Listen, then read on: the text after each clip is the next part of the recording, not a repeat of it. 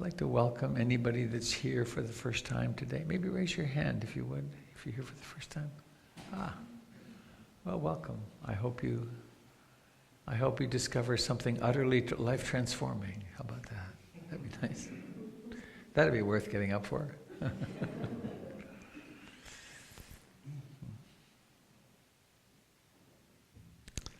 So we discover that there's a body sitting here.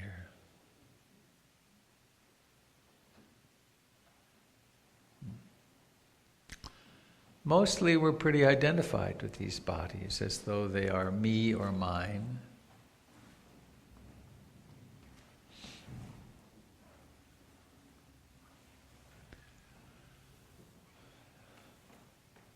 And that is, of course, a kind of risky proposition, because these bodies are so vulnerable and they live in time.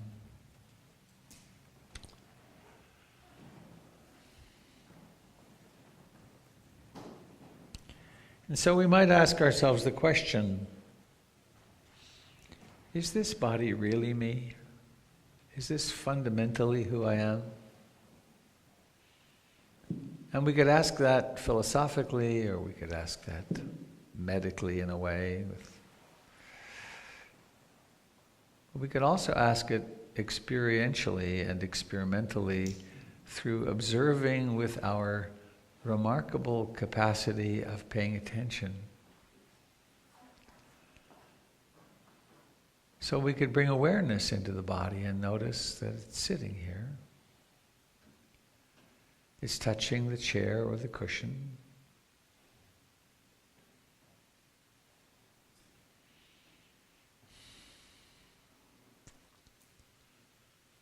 Notice that there's life in what we call our hands.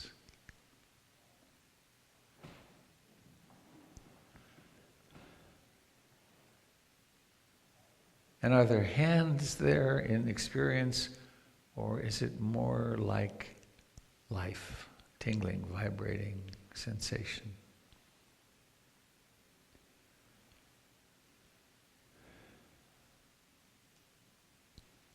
Notice that there's life in what we would each call my face.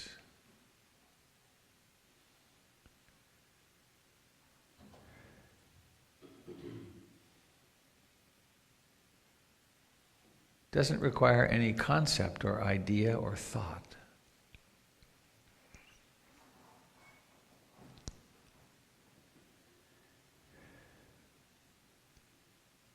There's just life.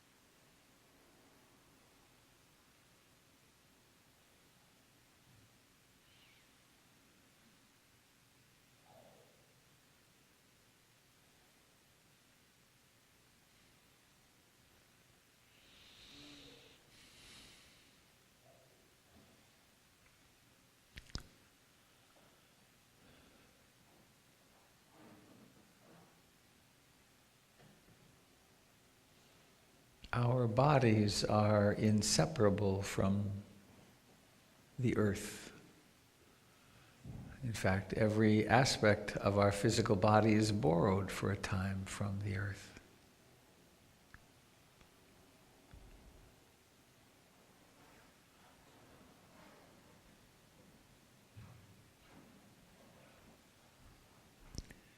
Every day we have to take in food and water.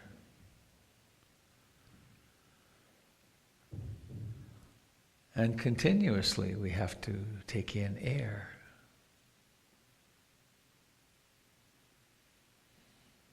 Because we are living organisms.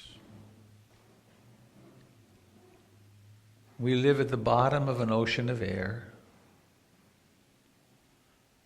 a little tiny gossamer layer that surrounds this beautiful blue-green, brown, red, white planet. A little jewel that orbits a tiny little yellow sun in a vast galaxy amongst billions of galaxies.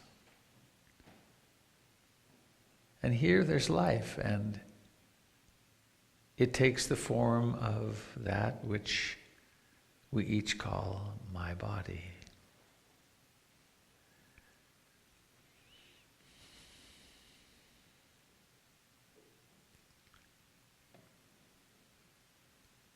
One of the ways to study the truth of our life and of impermanence is to become an avid observer of in-breathing and out-breathing.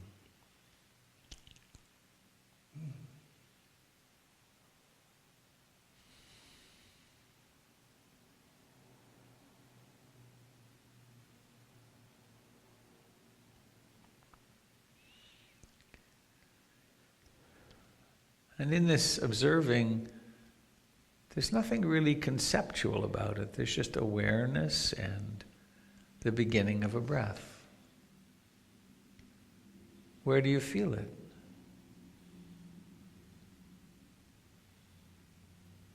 Being present with that rising and falling of the chest and abdomen, or the sensations at the nostrils. It breathes in and then breathes out.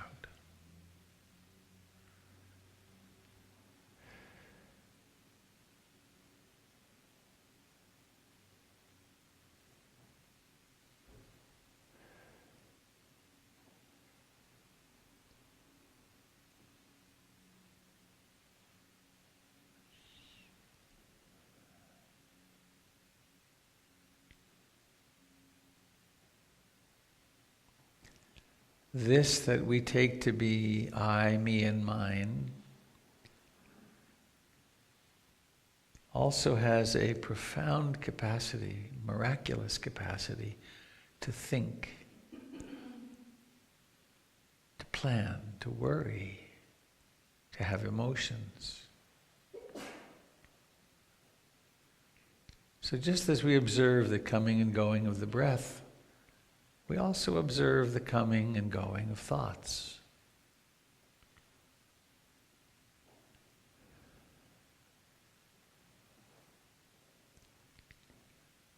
We can notice how thoughts create the future and the past, when what really exists is now.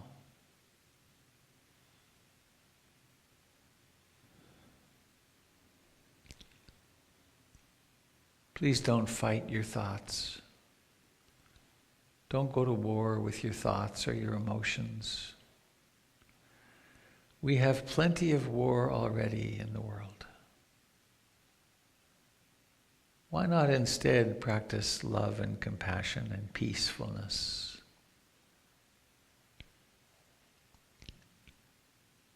Let mindful awareness do its work of observing and relinquishing attachment to these thoughts. Notice, simply come back to breathing with as much kindness as you can muster.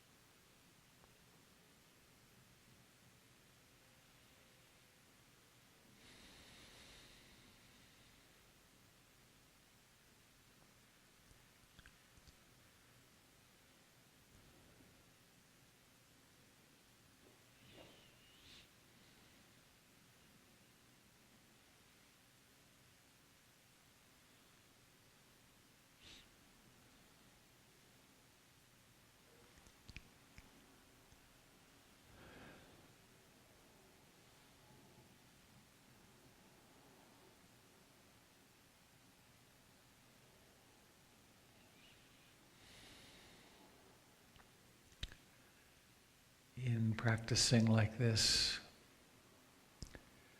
we are cultivating an harmonious balance between concentration, which is the effort to bring the mind to one point, to the breath, the sensations of breathing, and mindfulness, which is the resting in awareness, in that which knows what's going on.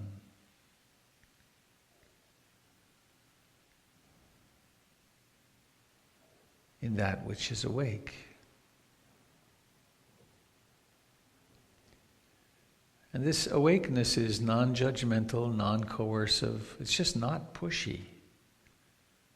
It is, however, the light of awareness. It is that which awakens.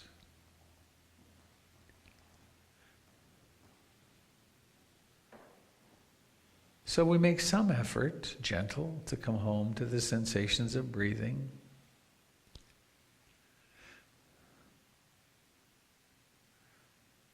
But sometimes we discover that the mind wanders for minutes, maybe, before it awakens.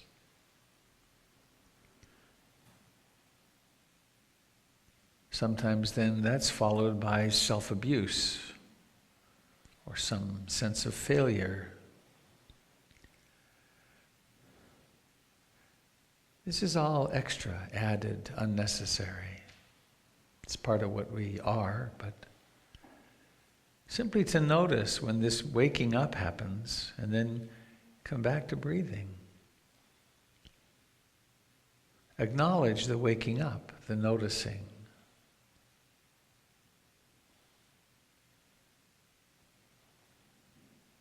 And then be attentive to the finer and finer details of the fact of a breath. Its beginning, middle, and ending, the details of its entire process.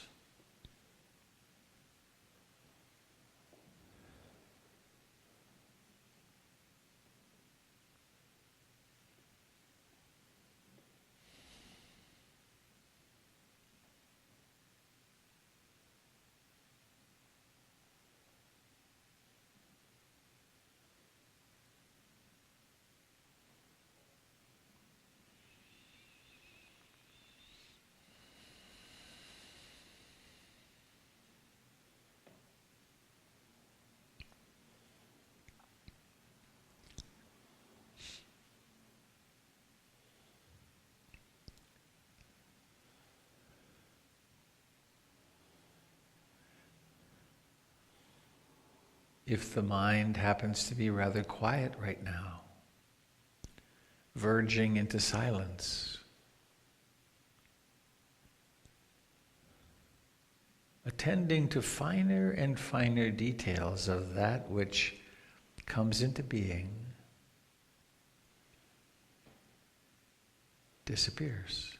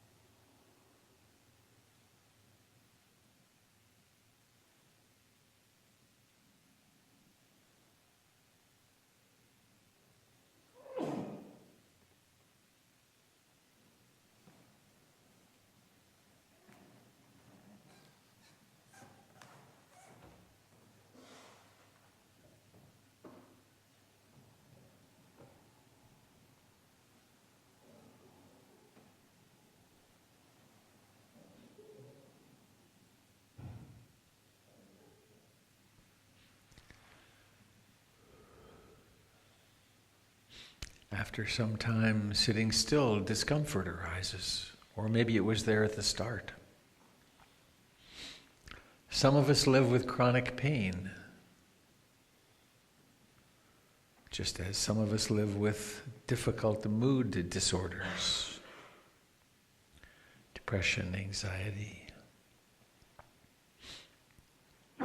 None of these preclude meditation. In fact, they are the grist for the mill of our awakening. When there's discomfort in the body, we notice it as discomfort. Sometimes we even cease attending to the breath and just abide knowingly, lovingly, patiently in discomfort. To notice how it too is changing in its momentary stimulation.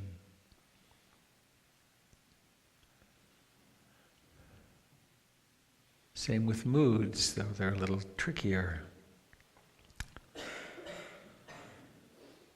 We can turn awareness toward any mood, find where it exists in the body, soften into it, observe how it too is, over time, moment to moment, changing, how it is unstable, how it is impermanent.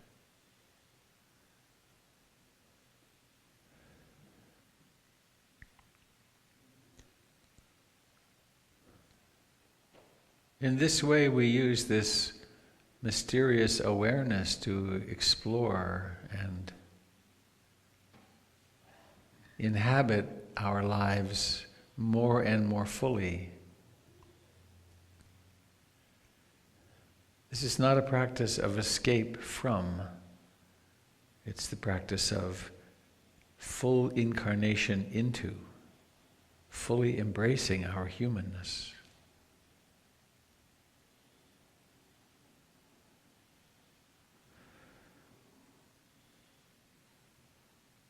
So noticing where your body touches the cushion or the chair. Notice how it breathes. How intimate, how present, how loving, how attentive can you be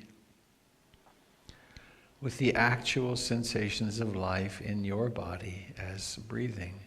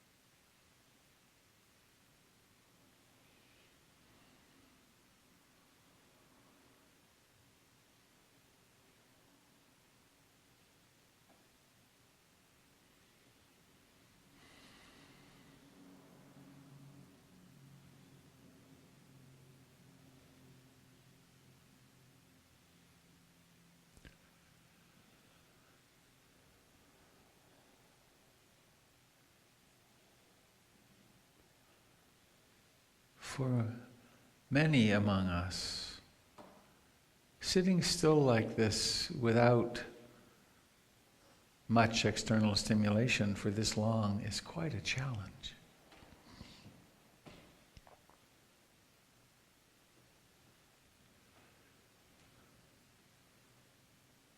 To not have radio or TV or text or Snapchat or something throws us literally into withdrawal. This is the main reason people do not carry on a meditation practice. People often say, "Why don't I?" Well, it's because it's difficult. It takes inspiration and motivation and effort.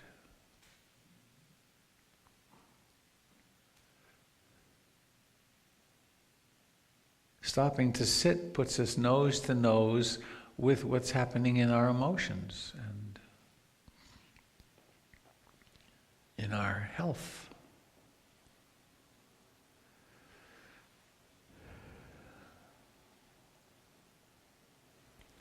Blessedly, stopping to sit also rather remarkably quickly results in parasympathetic arousal and ease and stress reduction.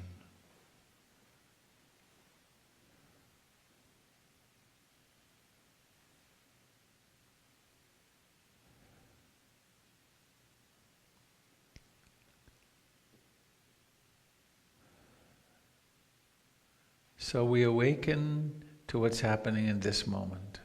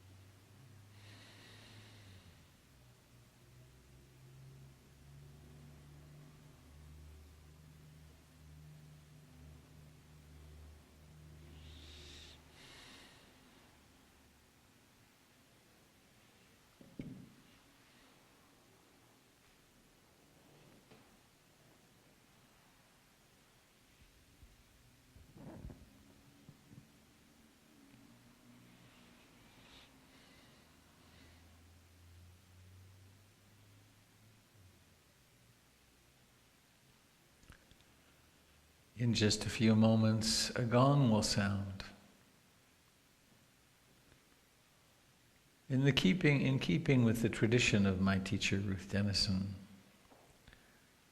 when I use a gong, I like to have it be struck twice. The first isn't the end of this sitting practice. It's kind of like a call to awareness. It's like, wake up. And then the second gong is also not the end of meditation. It's simply the end of this posture or this time with this particular object, the breath. Because of course, meditation is that which contains all of life. And so why would we not continue in every activity?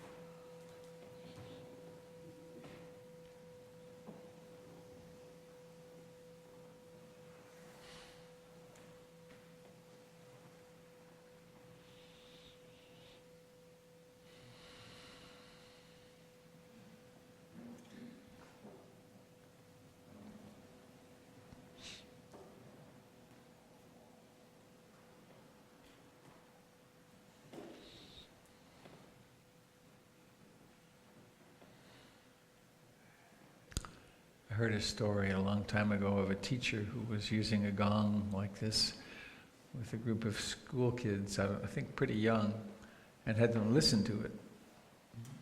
Quiet the mind that way. And one of the children said at the end, "I listened, and then I disappeared."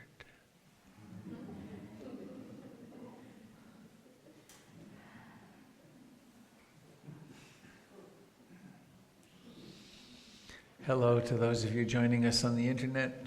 Very nice to have you out there, even though I can't see you. Also those who will watch this later. We've had more than 55,000 views of this Sunday morning on YouTube and Ustream over the last several years. So actually more people view online than actually come. So it's an important thing. And I occasionally get letters from here and there on the planet of people who are appreciative of what we do. And what we do here is pretty important, isn't it? This place transforms lives. I'm in a unique position, actually, because I get to see people. Oh, and you can come and see me to have a half-hour Dharma consult. Just call my assistant, Avi, who's not here today. But you can find the phone number on the web and come and see me. And the stories that I get to hear of transformations in people's lives over this, from this, what we do here, are stunning. Stunning. I mean, discovering that it's possible to take responsibility for our own minds and emotions and to not take every thought and impulse seriously, including self-hatred, greed, various addictive tendencies, that this awareness is this structure, this Eightfold Path, but this practice is really a freeway to freedom. It's a powerful intervention. So I'm just going to do announcements now. Avi is not here to do them, so I shall do them myself. We had a marvelous party here yesterday. Kirsten, raise your hand, please. Kirsten and Melanie and Avi, they were the three major organizers, and there were lots of little sticky notes, and Kirsten lay over there on top of the curtains that go downstairs and sewed little magnets in them so they close well to keep the heat downstairs. And there was cleaning every place. There was dusting, and I cleaned. Oh, you've never been in there, but you can actually see in the sound room. It's the piles of stuff that came out were astounding. There, in fact, I should just advertise this. There are two very, very solid sitting stools. They're foam rubber blocks. Actually, my wife bought them for her now defunct veterinary clinic and paid a fortune for them. If you have an interest in such a thing, they're outside the back door, and they're going to go out on the street corner today. So if you would like them, please help yourself. They've got tears in the top of them. Goodwill doesn't want them because they can't be resold. So it would be a perfect thing if you want to recover them a little bit. So that's good. We might save those. So anyway, we had a great time. It was important. And had fun. Lots of mindfulness. And we have over here the treasure chest for, you want to say a word? No? Okay. We support something called transition projects, people who are moving from the street to apartments. And anything you have that's warm or useful for household use, please bring it to the treasure chest over there, and it will get to the right hands. At the back, you will find a bowl, my monk's bowl when I was briefly a monk in Burma 128 years ago. It was very unusual. Tangpulu Sayadaw, with whom I did novice ordination, sent me with my bowl and my robes, which is not done. They don't do that. But perhaps he had some vision that we would need a bowl for the dana, for generosity. So you can support this center, and it needs your financial support. You can do it via the bowl. You can do it online through the stewardship circle. You can also contribute of your time and energy. And that's like connecting with friends, really. We have lots of other times to practice. Sunday night, Tuesday night at Beaverton, or Monday night, what is it? When is it now? Monday night, Beaverton. It's all on the website. There's great opportunities to practice. There's a listserv. You can do it on the website. If you'd like to be part of the ongoing conversation of the community, you can join that. You can also join an announcement list, which will announce very important messages from the organization of the community.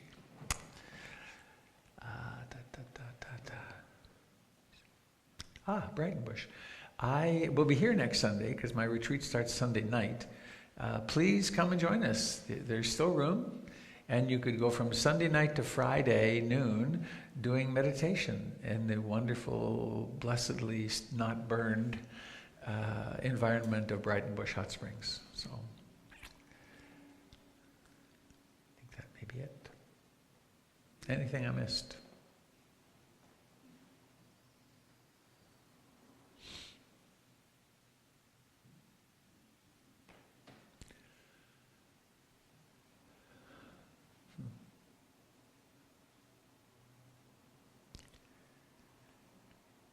As I was driving again here this morning, watching things flash by, dropping into headlessness and watching everything's just coming and going. Actually, I had a sort of an unusual experience this morning. I was driving along Multnomah Boulevard, just quiet and watching things pass. And then suddenly, it had not been perceived before, a car appeared much closer, not close, like still 200 feet away, but it just appeared out of nowhere. Now, I don't think that car appeared out of nowhere, but I think it appeared to me out of nowhere. And I thought that was interesting. Right? Now, maybe it just appeared on the road, but I don't think so. It's so interesting how porous perception is, which is, of course, why it's important to drive when we drive and not text and do other things. So anyway, what I wanted to say was just a word of gratitude to Ruth Dennison, our great benefactress, and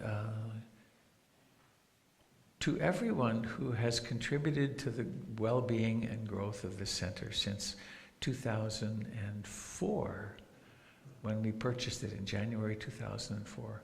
There has been so much effort made by so many people. If you look around this room, I can look around this room and see people on ladders, and I can see myself falling on a ladder. We had plastic there, and I was up putting up the nail for that, or maybe on the top there.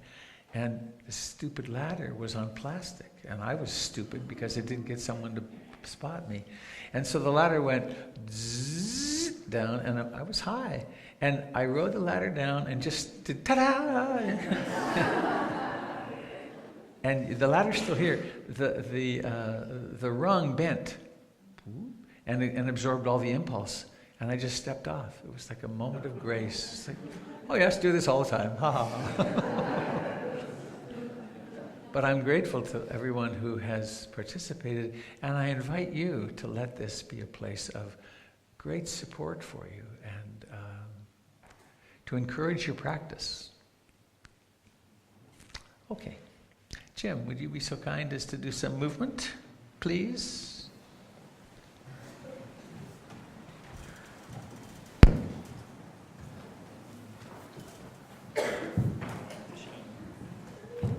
Oh, yeah. Oh, it's a nice approach. Is it not beautiful?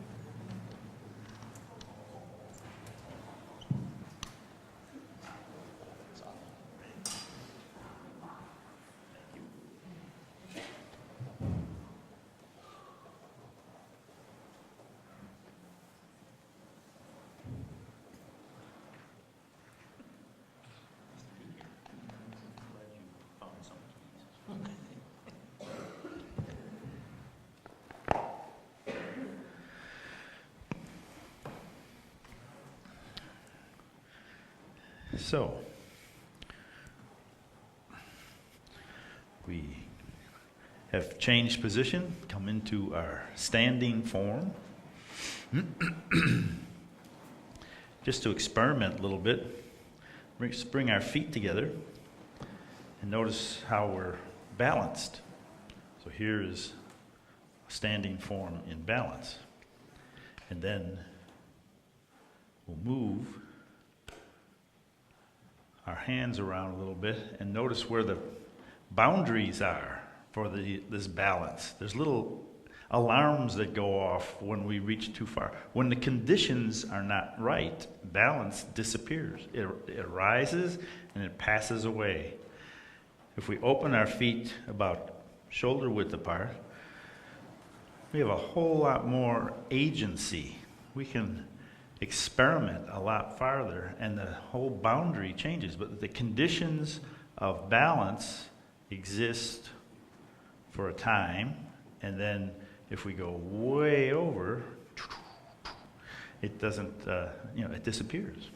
So let's bring balance back. Robert was opening our hearts with gratitude for Ruth Dennison's inspiration for this whole place. And a little tiny sliver of that is a man that I taught for many years in my Qigong class, who's now passed away. But he kept fighting the whole time. He had several strokes that held him back. But he said, I saw this thing on the YouTube. You have to learn it. It's called Shibashi. And so thank you again for it. So this is it. We sink and we rise. So here we have our arms out in front because we've arisen. Experience has arisen. And then we sink, and that experience passes away. We resist gravity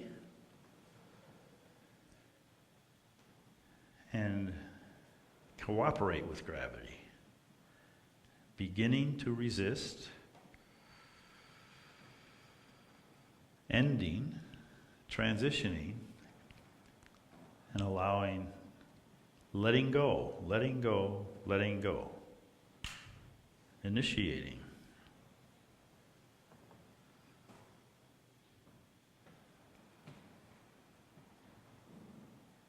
And there's a certain kind of mood that settles when we do things like that. What happens if we open to the side? The heart opens.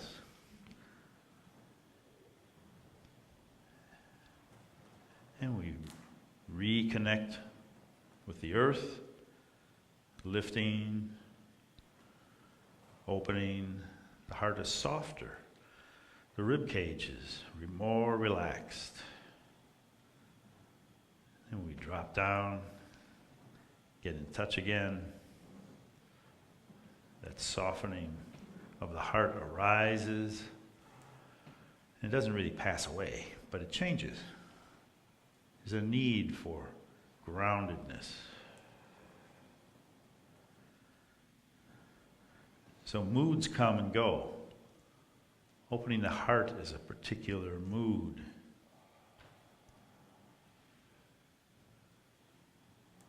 Whoever invented this suggested reaching up and painting a rainbow next and watching how a new mood arises.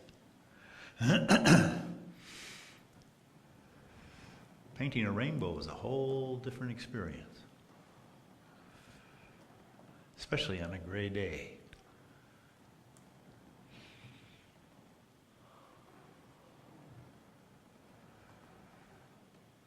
But painting involves brush strokes, and they come and they go, and then the conditions change.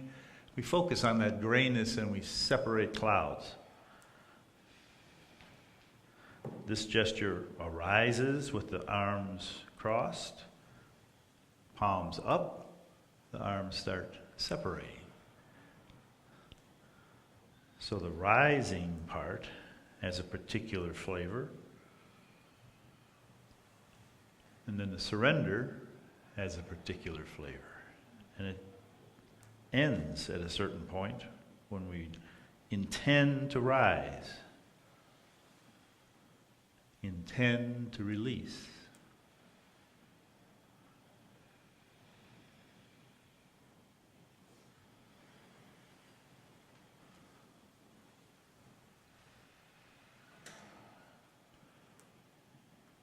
And then opening to the side with the palms up, the hips come into play in this.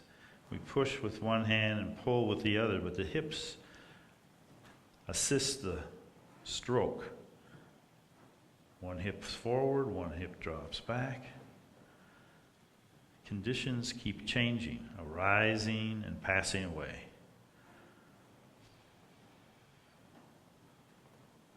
But the integration of all these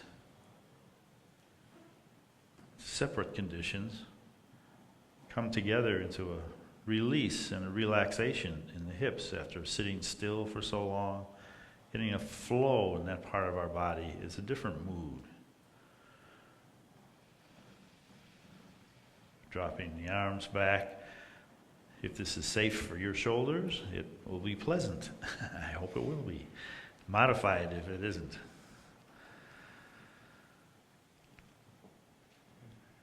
So these sensations arise, and letting go unfolds so we can rise up again.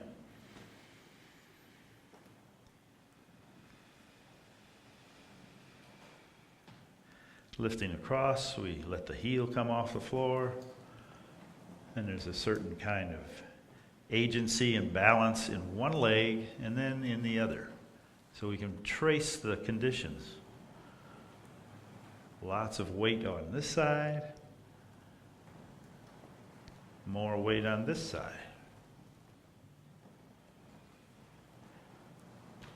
Conditions never stay the same.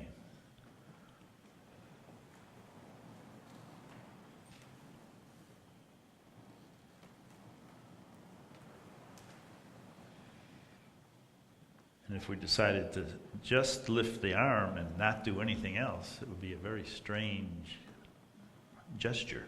Let's turn and gaze at the moon. Again, the hips get a little release from their stiffness. Lifting, releasing, conditions continually ending and new arising.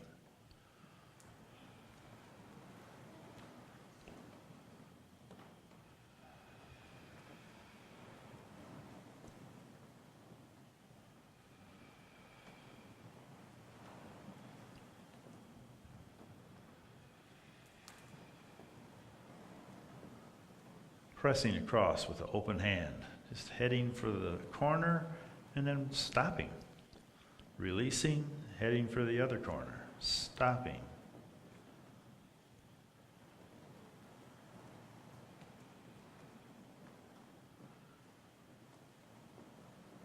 A gesture built out of impermanence. It's never the same.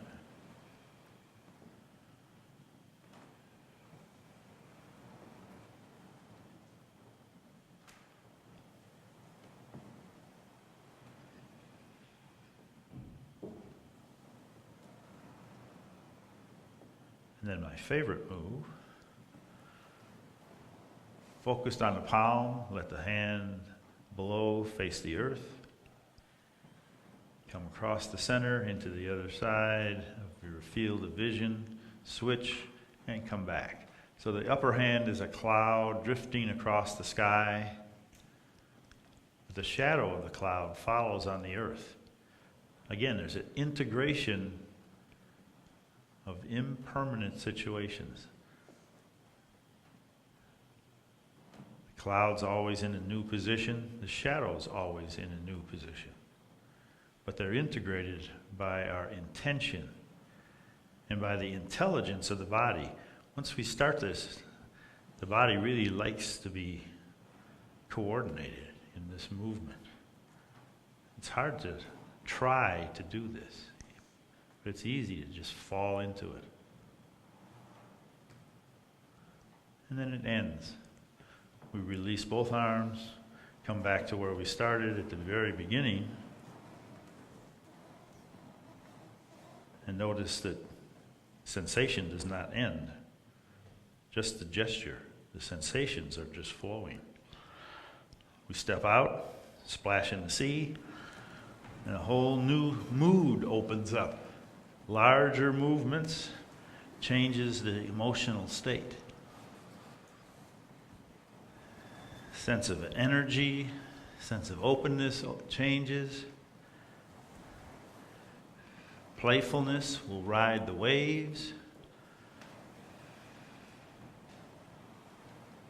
And listening to the wonderful echo through the whole building as each board gets triggered here. Open and come forward.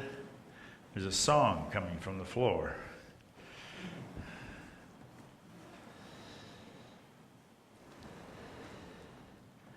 And it's never the same. Back to the center. That's because we don't have a symphony director making sure everybody's on. All right. This is fun. Open.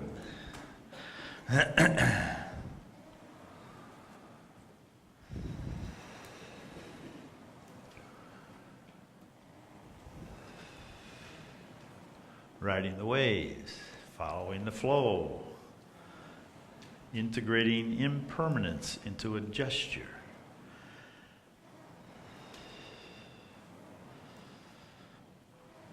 Where does the wave end and the ocean begin? We're swimming in an ocean of chi.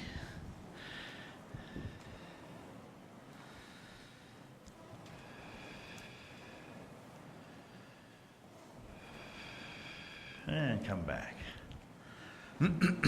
Find that stillness again, that balance.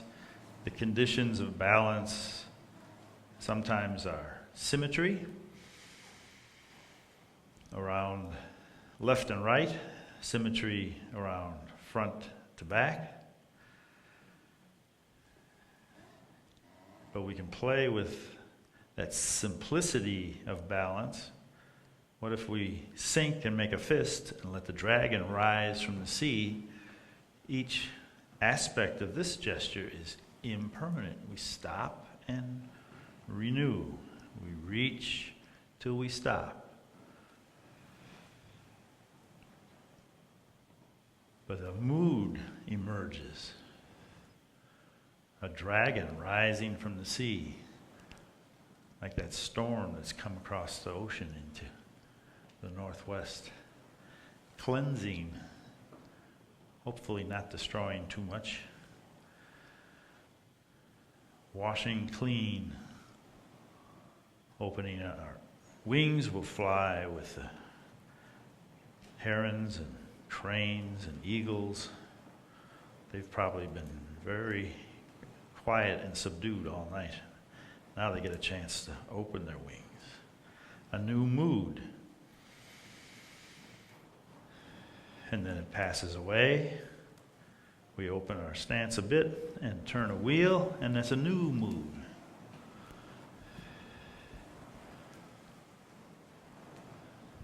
The brain kind of likes variety, diversity.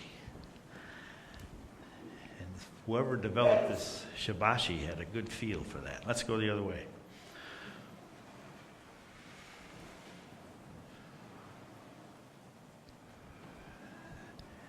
So gratitude to all the people who helped study the body and design these forms. We come back to the center, make a little challenging move. Can we lift one arm or one leg?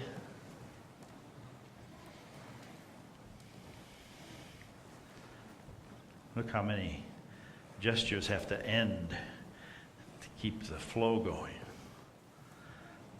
Rising, passing away. And then the simplicity. Mindfulness always comes back to simplicity. Rising, passing away. When we pause and deconstruct our living organism, we can notice all these subtle risings and passings away, rising and letting go. Letting go stress, letting go attachment, open to the next experience. What will it be? A breath, for sure.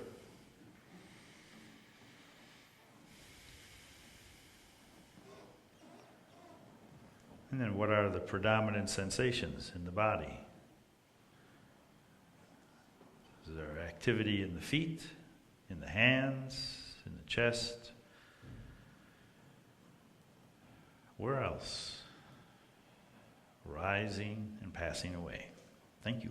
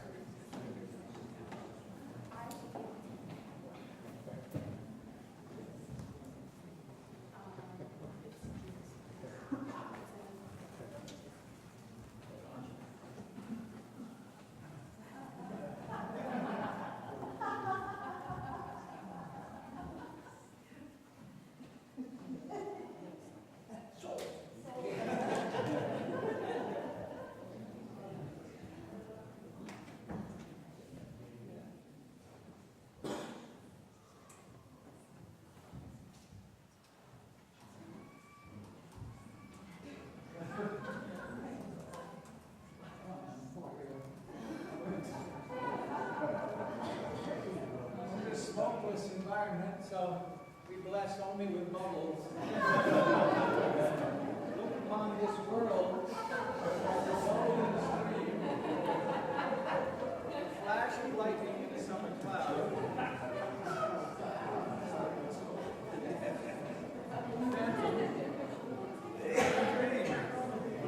Every bubble is perfectly symmetrical in nose and utterly impermanent. This will be good for you. Ready? Good. Here it is. All beings who are touched by the infinite call be free from suffering. Beginning and ending of all things.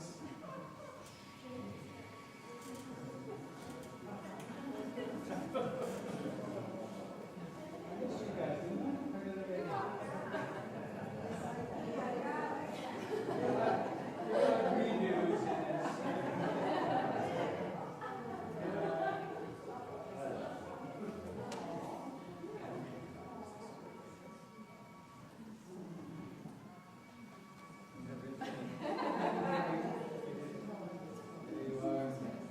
Of course, this is silly and funny, but they are remarkably impermanent, aren't they? It's not lasting on the carpet, but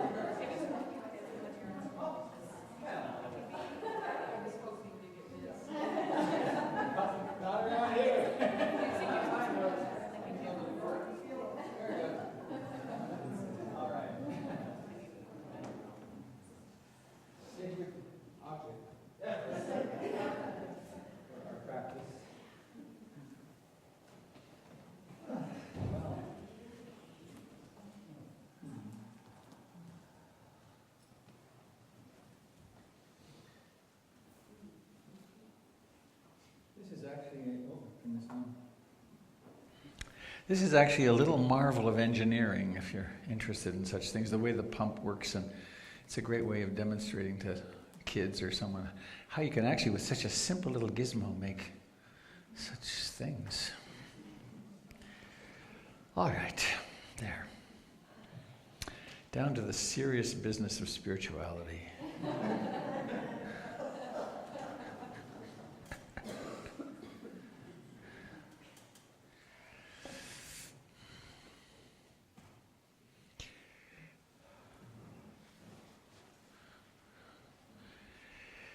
In the realm of cult awareness, there's a marvelous writing by Robert Lifton, The 8 Points of Mind Control Organizations. And they're very useful. I invite you to look them up. But a very simple one is if you can playfully make fun of the leader and still be part of the organization, it's a really good thing. And if the people in leadership roles can find themselves kind of ludicrous and humorous, then that's a really good sign too, because it means really nobody's better than somebody else. Right? We're all in the soup in this journey.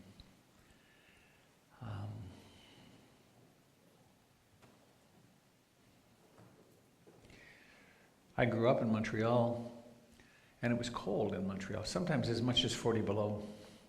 It's at 40 below that's Celsius and Fahrenheit cross, and it's cold. Well, when I was a boy, we walked a mile to school. We did walk a mile to school, and it was fine. However, one could blow bubbles out of one's bedroom on the second story, and they would drift off into the 40 degrees below zero, and then they would land on the snow and stay there for a long time. It's really interesting. They'd land and then they'd pop, right? Because all things do. So, I'm framing this for myself and for the web. Hello again, those of you out there. As talk number 3 in the series on the Eightfold Path. And to recap,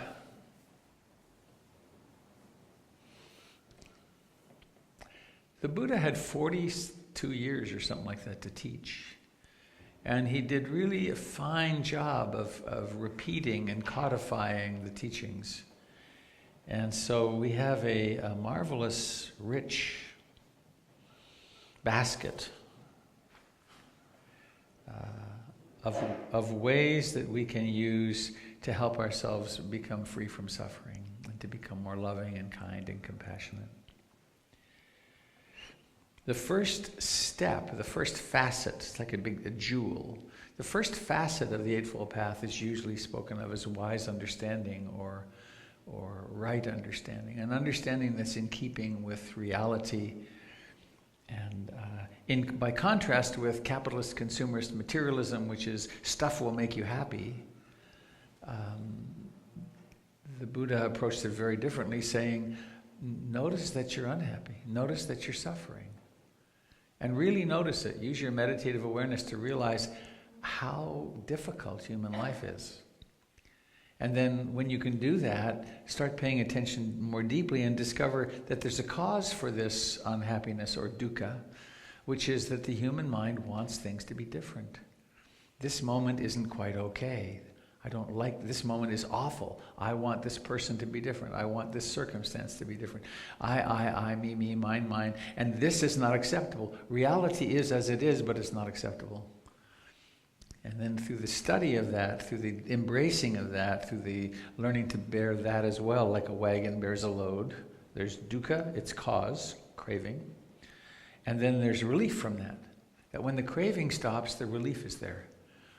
And that's the nirvana. That's the quenching of craving and the reduction of suffering, the reduction, elimination. Then the fourth step of the Four Noble Truths, which is what I'm just summarizing here, is that of the Eightfold Path, which is the treatment plan.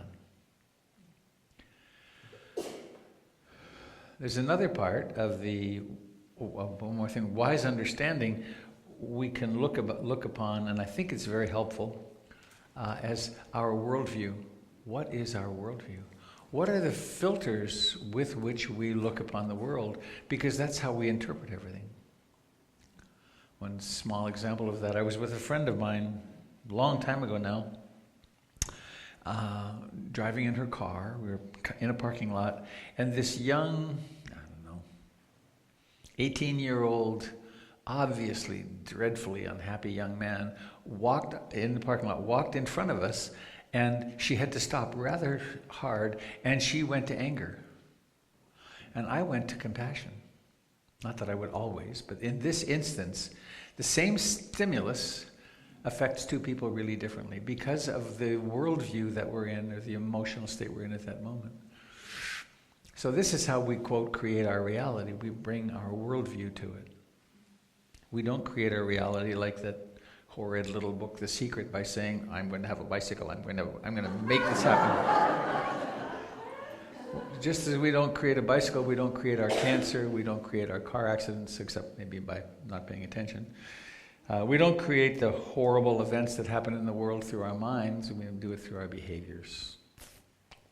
So, that brings me to another aspect of wise understanding that I'll talk about probably next Sunday, which is the law of karma.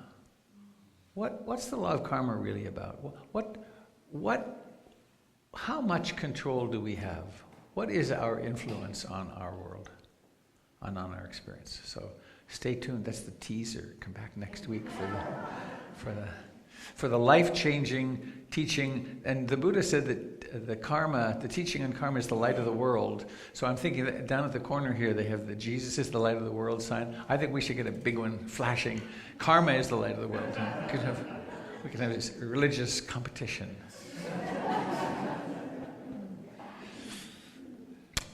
Someone reminded me recently, someone who lives at a distance, who may be watching. Hi, hello Corey, if you're there. That it's Duke Street. We could change the sign to Duca.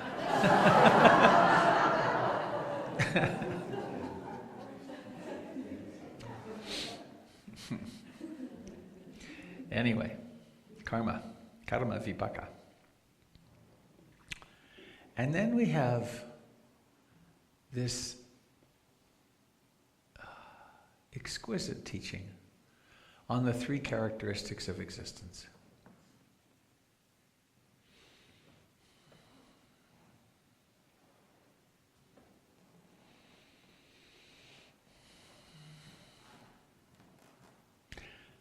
I know when I first encountered the teachings on the three characteristics, it had a big impact on me.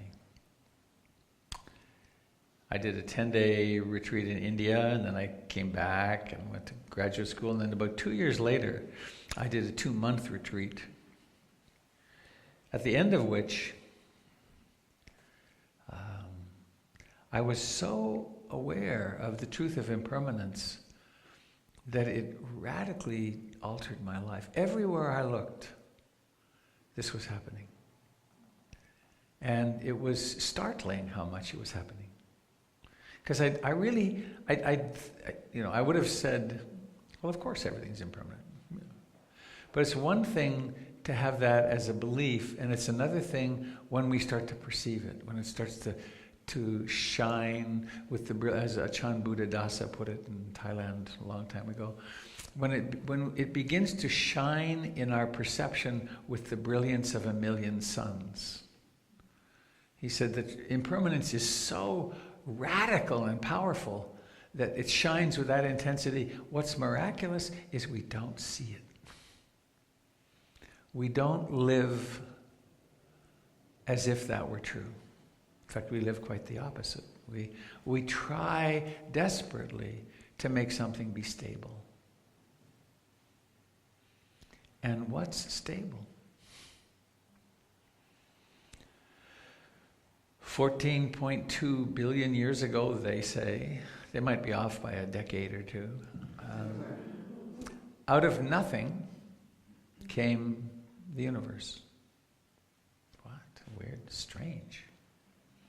It's like Vishnu was asleep and a fly entered the room. It's the Hindu model. He was asleep and a fly entered and landed on his cheek, and he opened his eyes and worlds came into being. And he was curious, where did that fly come from? And his eyes crossed, and they developed, and they developed, and they developed. And then he got to the other side, and he thought, who cares? And closed his eyes, and the universe winked out. We have a different story, that there was a big bang, a great flash, and matter and antimatter. Out of nothing, something tinier than the head of a pin, came all of the universe. And since then, it's been expanding. And it's done all this diversification. And we learned the other day, they saw two proton stars colliding, and it was making gold, and everyone was exciting. How can I get it?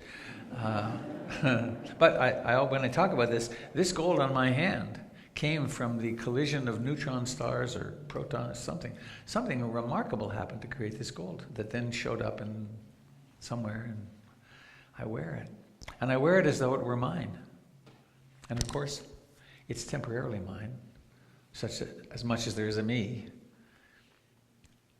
But there was this big bang, and then there was this proliferation of galaxies and suns and stars, and then our galaxy formed, and then our little planet formed, and our sun formed, and the planet orbits around the sun, and it rotates on its axis. Its axis is how many degrees? 21 degrees or something off. We're rotating like this. If it were like this, there'd be no seasons, but since it's like this, we go around and we get different seasons. And the seasons are remarkably different from one another, at least in our level of things. And then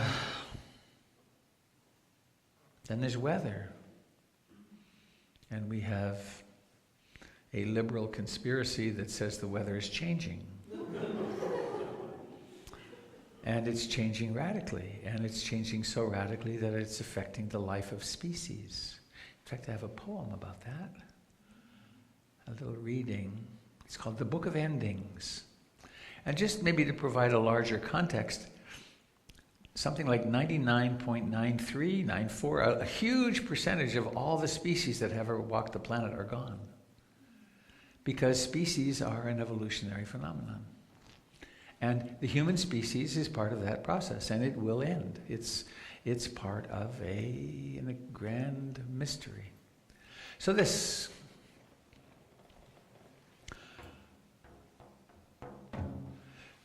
Sometime when you read this page or the next one, a species like you, with your grandmother, your dozen eggs, your walk in the park, a species as vast as your life and the lives of all your ancestors chasing bison across old Europe or huddled around a fire will disappear. A species that has found its own ways of eating, of moving, of hiding from predators. A species that meets itself and makes love in the bark of a tree or on the leaves of the canopy or in the humid dirt. And it has come with us for millions of years. For millions of years. It has watched the night and day follow each other. It has breathed with the frogs. It has wrapped the stars around it like a blanket, a patterned music, a map. At the beginnings of this page, there may have been 3 or 4 left, but now there's only one. And if you read this page again, it will be another one, another species, another story of 4 billion years telling itself for the last time. Wherever life began, a word, a wish breathed into water, a seed falling through space, it was all of us there, as it is now in this unknown last one. It has bored into wood, it has carried water on its back, it has drunk the dew from its back in the desert, it has fed its young with strips of leaves, it has built homes out of bark, it has carved the sky into a song, it has spoken in ways no person has ever heard, it has emerald wings, it has sapphire wings, it has wings of night you will never see it, because it's already gone.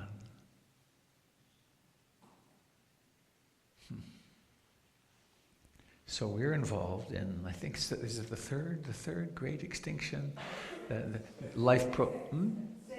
Sixth. Okay. Life proliferates and gets enriched, and then a huge meteorite bams into the earth, and then human beings come along, and it's a natural process. So, what else changes? Nations, empires, right?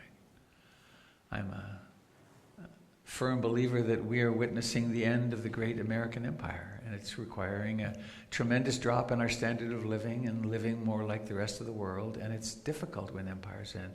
Britain went through huge paroxysms at the end of, after World War I, as the empire began to break away and fall. And their standard of living plummeted. And there's wars because of it. So what else changes? The gorge has changed. I was listening to the radio yesterday and that thing came on, and I always get a little, it's like, whew, has the war started? That's my fear. But they were wanting people to be sure not to be near places in the gorge because of flash floods. The fires have really loosened things up. And like Multnomah Falls, we probably won't be able to go to Multnomah Falls maybe for years. Certainly for many months, because it's in danger of rocks falling on it, the visitor area. Change. And that fire did have an unfortunate beginning, but it's a normal thing, right? Fires, these forests all burn. They have to burn. So what else changes? Remember when you were a little baby? Probably not, but you do remember being young and growing up, and this thing's changing. Boy, it's really changing as it ages. And it will change so much that it will die. It'll become unstable and die one way or another. Relationships, don't they change? That extraordinary falling in love and then learning to love each other and then maybe staying together or maybe not. And then maybe staying together for a long time and then ending. I worked as a hospice social worker in Clackamas County for 4 years. And many of the couples that I went to meet had been married for 60 years. The way I got my information as a social worker, I had to do a psychosocial assessment. And the way I got my information was to say to them, I've been married 12 years, and it's hard. You've been married 60 years. How have you pulled it off? And the story would pour out. It was great. In a very positive sense. So,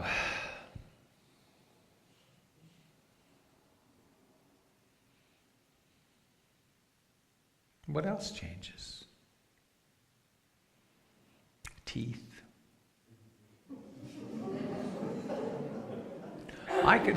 I could retire, I'm sure, and support at least another 2 people in retirement if the money that I've put into my teeth over these generations had all been put in some basic money market.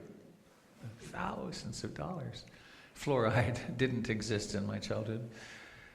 But they do change, don't they? What else changes? Blood pressure, heart. Right now it's going thump, thump, thump, thump, thump, thump. And there's blood coursing through there's these rivers of blood that flow, and they better keep moving. If they don't keep moving, it's the end. Digestion. Years ago, so when Life magazine was big, full size, they had, no, it was a book. It was a Life book.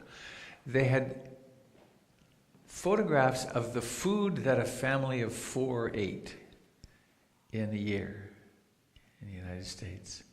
The piles of milk and cereal and huge piles. That all had gone through that house, through their digestive systems, out into the sewers, and turned into heat and bodies and consciousness.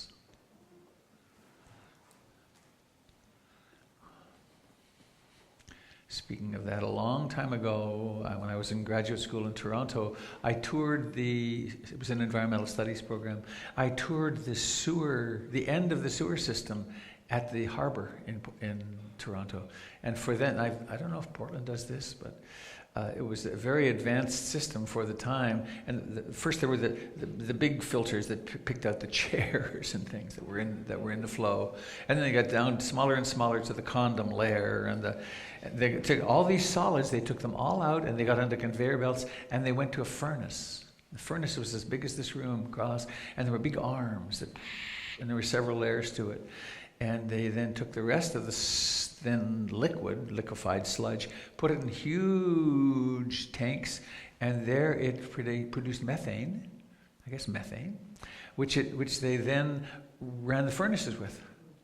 And they also heated several big buildings downtown Toronto, and they heated this stuff, and they created blocks about, this wide square, and they created 5 or 6 of them a day, and they were like glass. They were completely sterile, and they were using them to fill in the harbor. They were filling in. Very modern system to deal with thousands of tons of human waste. Because that's what we do, right? It comes through because it changes. And we must have it. We must have food. Hearing.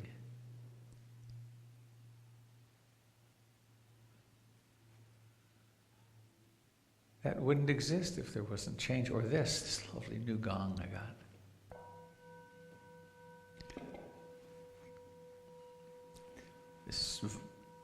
The circle of this vibrates, and there's molecules in the air, and the air comes to our ears, and then the ears vibrate, and then there's these little bones, and then there's this little thing inside that goes, and it creates little electric impulses that turn into hearing consciousness somehow.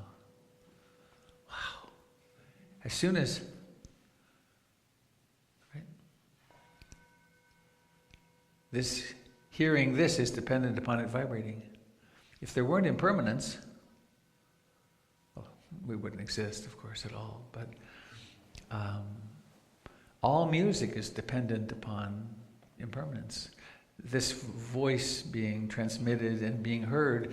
If there were a sustain pedal, and we could sustain the sound, we'd just be one big roar, wouldn't we? There'd be no articulation.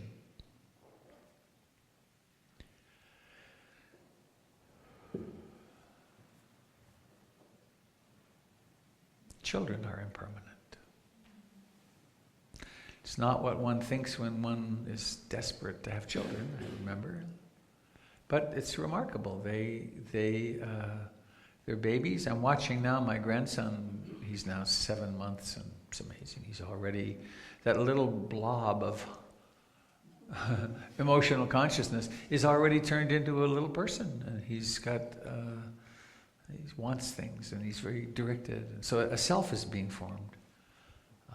And it'll be, right, he is constructing a self which will be with him for as long as a lifetime, until death or until dementia. And then when we are with people in dementia, we watch them disappear, right? The person we knew and loved, they just vanish. The self at that level is impermanent.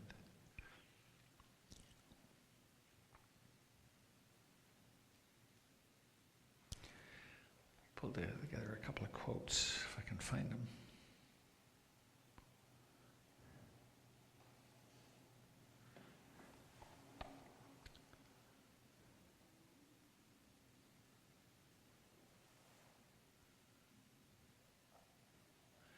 This is...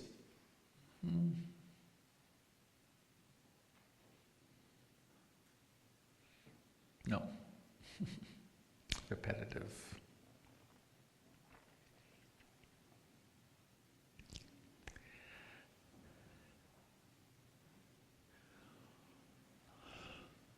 So the Buddha analyzed things really beautifully and suggested that we use this mind, which can be sharpened and clarified and be made more and more awake, and to look for something that can last. Right? The hypothesis is nothing lasts. Can you find something that will? And then, well, where shall I look? Well, we could look in the body, in feeling, in the pleasant, unpleasant, and neutral experiences that the body has. We could look in mental formations, in all the things that happen in the mind. We could look in the mental objects like the 5 hindrances or the 7 enlightenment factors or the eye and the ear, the perceptual phenomena. We could look even at consciousness itself. Does something last? Will I find something that lasts? And the hypothesis is no, but is that true? Now, of course, where we come from, certainly where I come from, is a religious worldview that says, well, of course something's permanent. It's your soul. This is deep in us. I have a soul. Do you have a soul? If it is, where is it? Well, I don't need to know where it is. I just know it's there. And then when I die, I am permanent. And since I've been good, in my case, fish on Friday, no mortal sins, and I went to church on Easter and Christmas. And therefore, when I died, I would go up. If I happened to be bad or not have run into the teachings, then I would go down and be down forever. That's still a very popular belief structure in many systems around the world, that there's a soul, an enduring entity. And the Buddha didn't say, the Buddha didn't comment when someone said, well, what about God? He just stayed quiet. He said, don't go there. But are you suffering? Are you suffering? And would you like to suffer less? And then, well, if you'd like to suffer less, why don't you examine with a very well-trained mind exactly what you are? And here's one concept you may find very helpful. Can you find something permanent? Can you find something that endures? And on the one hand, to the person immersed in the soul theory, this kind of teaching can come as like, right, get away. Because I've worked so hard to get this functional self. I mean, I want to keep it, right? Well, that's got a lot of fear in it. So instead, one might undertake the brave, utterly brave, experimental, exploratory journey, which is the journey of meditative inquiry. The Buddha gives 5 very striking similes to illustrate the ephemeral nature of the 5 aggregates that I just spoke to you. He compares material form to a lump of foam, feeling to a bubble, perception to a mirage, mental formations to a plantain trunk, which is pithless without hardwood, and consciousness to an illusion, and asks, what essence, monks, could there be in a lump of foam, in a bubble, in a mirage, in a plantain trunk, in an illusion?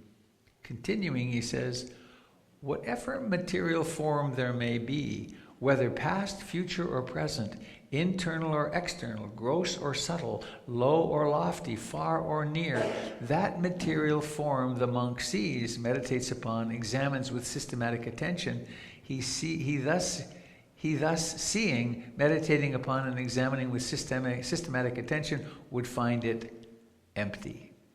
He would find it insubstantial and without essence. What essence, dear seekers, could there be in material form?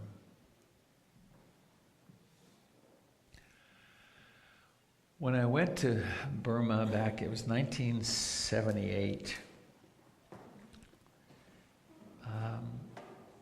I ordained for a week with Tangpulu Sayadaw. It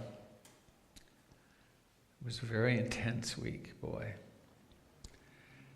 And one of the things I learned about him was that when one of his monks died, we were in Rangoon which was a temporary place for. He came there 3 months a year. Mostly he was from up north in Burma. But when one of his monks died, their body was placed on a slab of granite, and then they watched it for several months. And they watched what happened to their brother who had been walking and talking. And the reason they did this was not to be grossed out, but to see, what happens? Is this that I take to be me? Is there anything personal in it? Is there anything that will endure? And while I'm thinking of it, a little asterisk here.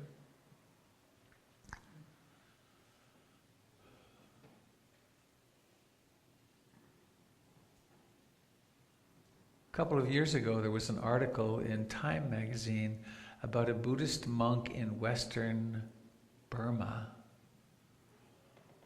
that I photographed it, and I was going to send it out, but I thought the context wasn't right.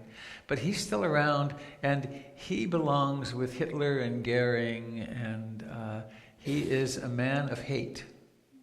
And he espouses the killing and expulsion of Muslims from Burma. There's no structure in Buddhism in Burma to stop him. And he's one of the strong voices that's leading to this genocide of the Rohingya. And Buddhism doesn't guarantee sweetness and light. It, like any tradition, can be perverted, and it is being perverted in Burma right now. And it's interesting, this Aung San Suu Kyi phenomenon. What happened with her? Right?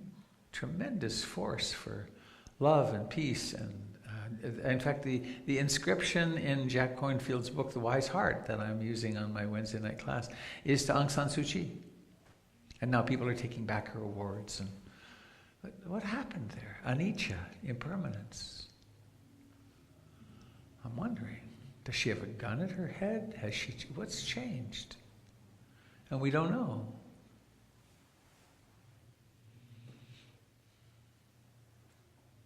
So, where can we actually take refuge? It's in our own practice.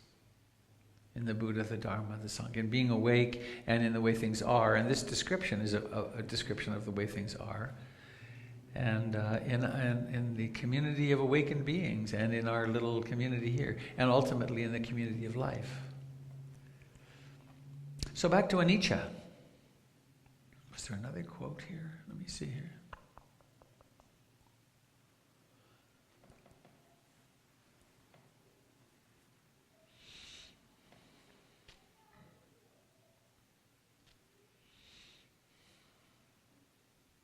I'll send a link to this out to the listserv.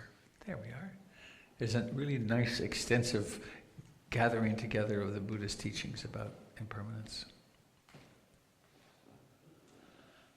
Okay.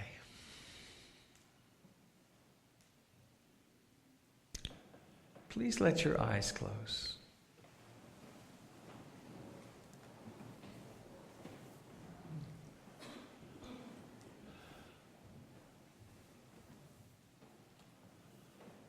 If you were to bring awareness into your body,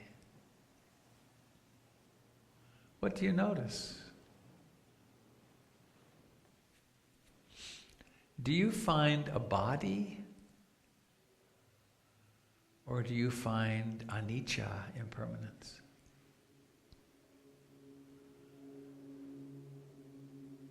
Sound.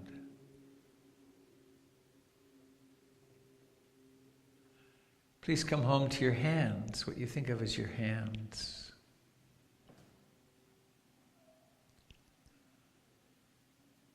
What do you find there? You could find an image of 4 fingers and a thumb, but that's an imagination. You probably, I think, find life. Warm, cool, vibrating, changing, pulsing.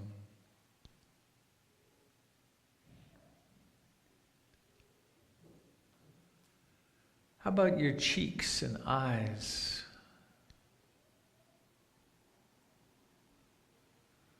What do you find there?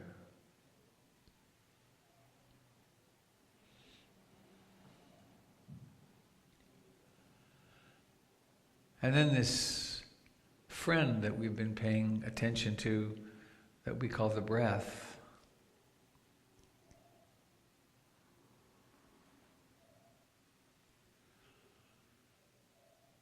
Can you find a breath?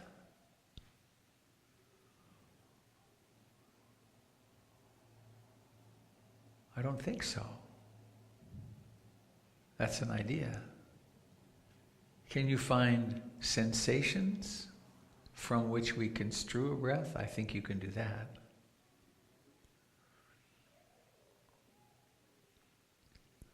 In a gross level, we can notice the beginning, middle, and ending of a breath.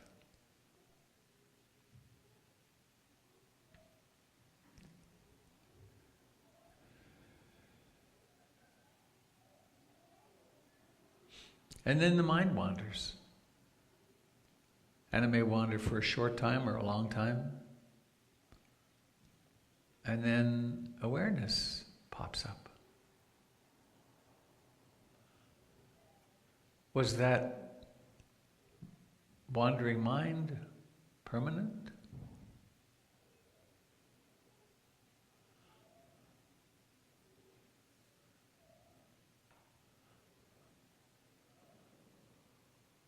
Then there's another breath, another coming home to the in-breathing process.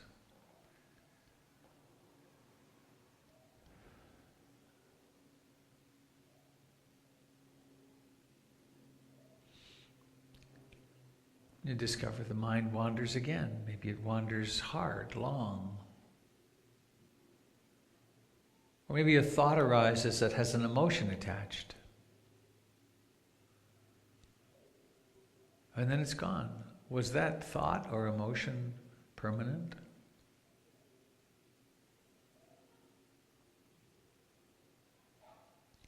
And since we usually identify with our thoughts and emotions, was that thought or emotion you?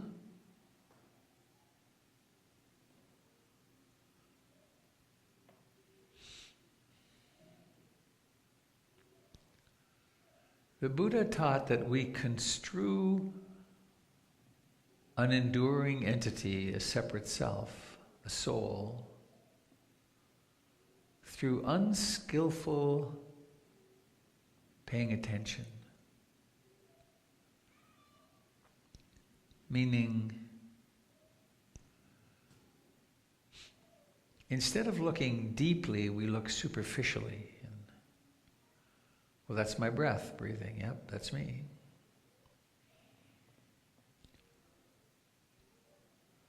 We don't attend with adequate concentration and mindfulness to actually see that this breath or this thought is a process.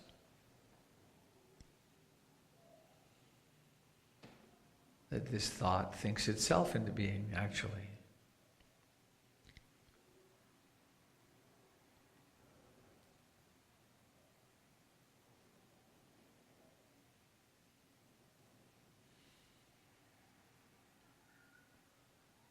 Please ever so delicately come home to breathing again.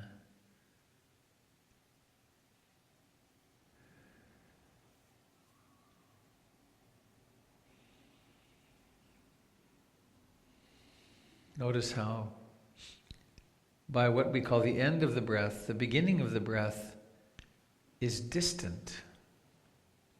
It no longer exists. Anicca.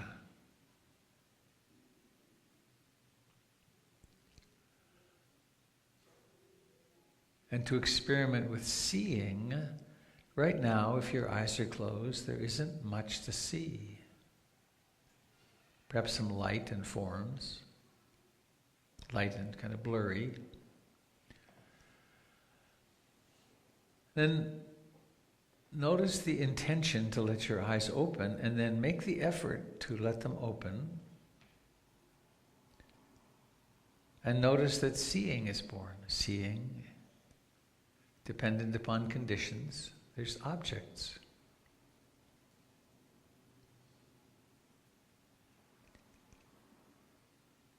Seeing. And then if you let your eyes move around, you'll notice the visual field is a remarkably in motion phenomenon.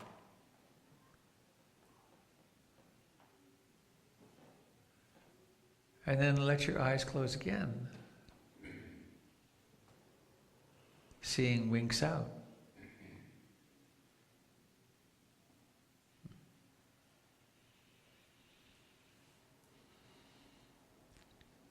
Are you your seeing? Is seeing permanent?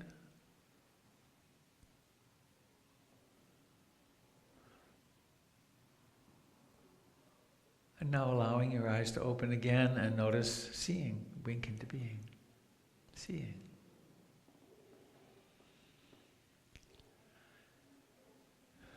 In very few moments we'll be done with this gathering, and you're invited to come to the potluck. Lots of beautifully displayed and tasty food in that room over there. Why not come and join the festivities? And while you're doing that, when you reach for a bite of food, become aware of reaching. And then as you bring it. And then you put it in your mouth and suddenly flavor occurs, particularly on the out-breath. Because the tongue is so limited, sweet, sour, umami, a couple of other things, but not much. Where the delight is in the aroma, and the aroma happens on the out-breath through the nose, and on the in-breath there's none. So you can watch aroma, you can watch delight, and then nothing. Delight and nothing. Quite interesting. And why is it that we put the next bite in before this bite's finished? Because we like that first hit. That's why dogs go. So, impermanence. I invite you to make the observation of impermanence central in your life. My second teacher, whenever I started my meditation interview, he would always say, and what have you learned today about anicca, impermanence, dukkha, which was about unsatisfactoriness, and anatta, which I'll talk about next week, which is the soullessness or the emptiness. So I guess it's karma next week, but soon. So, our last poem. The time of our lives. This, then, is what we are given. 10 or 20,000 days, wherein we watch a billion leaves born, then blush, fall, turn to earth, to silt, to ash so soft it will not bear a name. From this black dust we make our things, clothes, shelter, jewelry, fiction, stories in which we seek conclusion, our highest and most dangerous invention. From this culling of days, this harvest of dust, for this culling of days, this harvest of dust gathers meaning only by our watching, our being, our sensation of what is forever being given, that our bodies are really only leaves seeking light and loved at last by the wind. The teaching on anicca isn't bad news. It's the news. It's what is. And the good news of it is that if we can, to the degree we can really embrace it, our suffering just goes down and down and down and down. Because, oh, this is changing. Oh yeah, right. It hurts, but I don't need to whine and complain about it and make it someone's fault. Or it's changing because everything does. It's ending because everything does. So the Buddha calls it the second arrow, the arrow that we torture ourselves with resistance to the way things are, but the more we can realize, oh, it's changing, yep, it's changing and I wish it wasn't, and I will do my best to accept it, right? I will take a deep breath, and this is how it is. This then is what we're given, 10 or 20,000 days wherein we watch a billion leaves born, then blush, fall, turn to earth, to silt, to ash so soft it will not bear a name. From this black dust we make our things, clothes, shelter, jewelry, fiction, stories in which we seek conclusion, our highest and most dangerous invention. For this culling of days, this harvest of dust, gathers meaning only by our watching, our being, our sensation of what is forever being given, that our bodies are really only leaves seeking light and loved at last by the wind. And to personalize, to what are you clinging right now or today, this week, that's causing you unnecessary torture?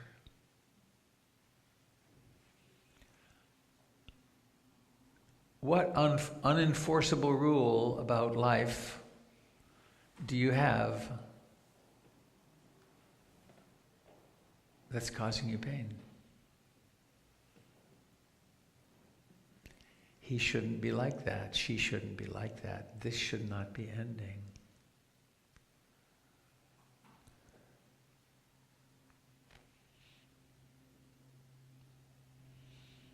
It helps to articulate it for ourselves, to get it quite precise.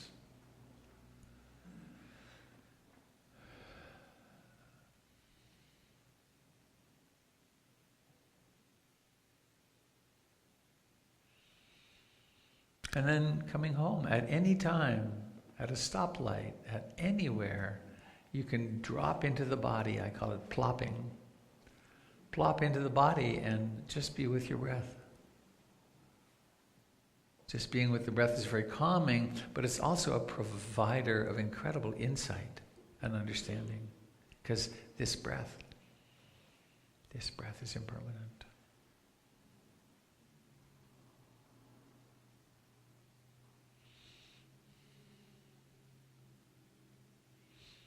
I guess one kind of large level.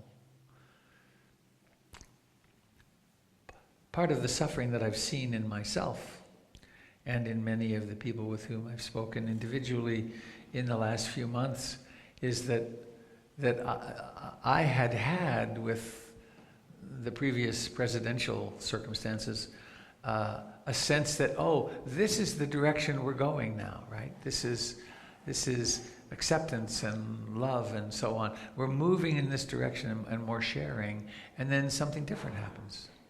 And there's a certain sense of, well, it shouldn't be like this. This is wrong. It's not just that one may agree or disagree with the policies or the behaviors. It's that there's a deeper thing, which is, wait, this is wrong. This is not the direction well, this is what happens in cultures, right? They swing one way and they swing another. And maybe we take stands and we do what we can to influence the direction. But there's also that acceptance that it really is like this.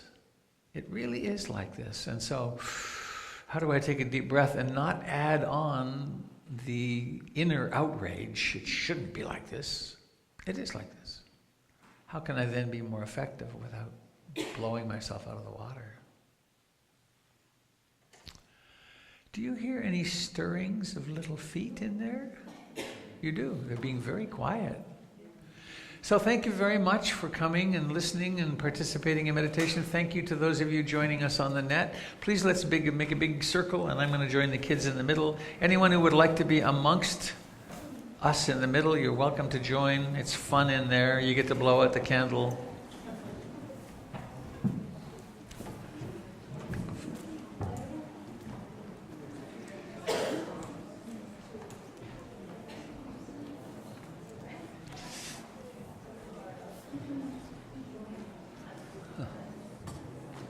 Hi there. Long ways down here.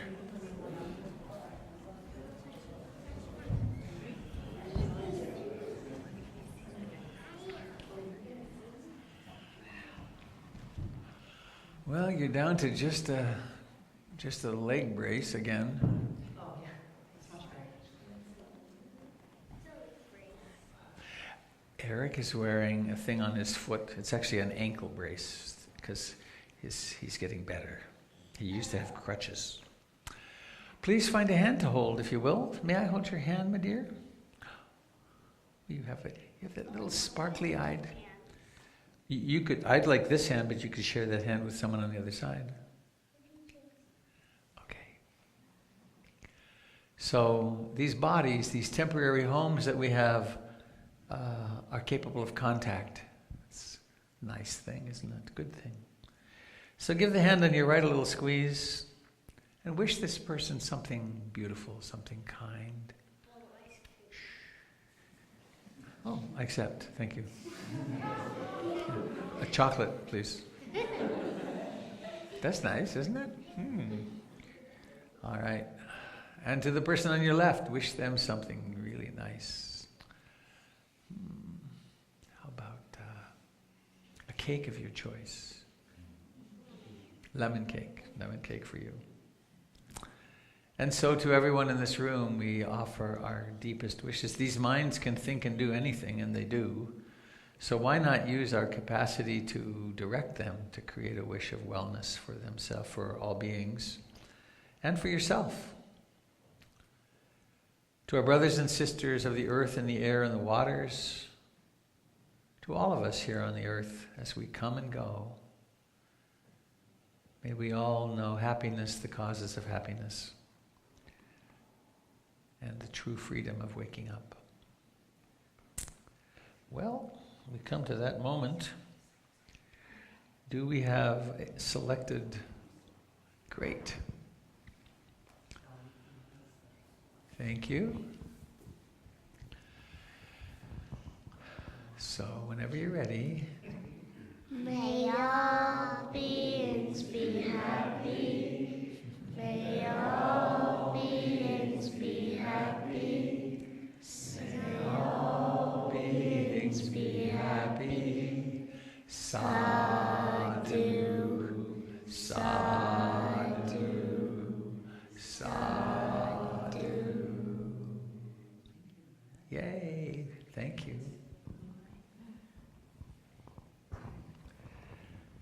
Now, we have in the middle of our circle a candle burning. Do you think this candle flame is permanent or impermanent? Is it going to last forever, or is it going to go out? Probably gonna last forever. I see. Well, let's try the experiment. Let's all take a deep breath. Everybody in the room gets to take a deep breath, observing impermanence, and then 1, 2, 3, blow. Impermanent. And now the circle. Is this contact with each other's hands permanent or impermanent? Probably permanent. If it is permanent, we're going to spend a lot of time in this room. So let's see. Can you let go? No, can't let go. It's proof of impermanence. Can't let go. All right. Thank you all. Have a lovely day. See you soon. Funniness. Thank you to those of us who joined us on the web. Yeah.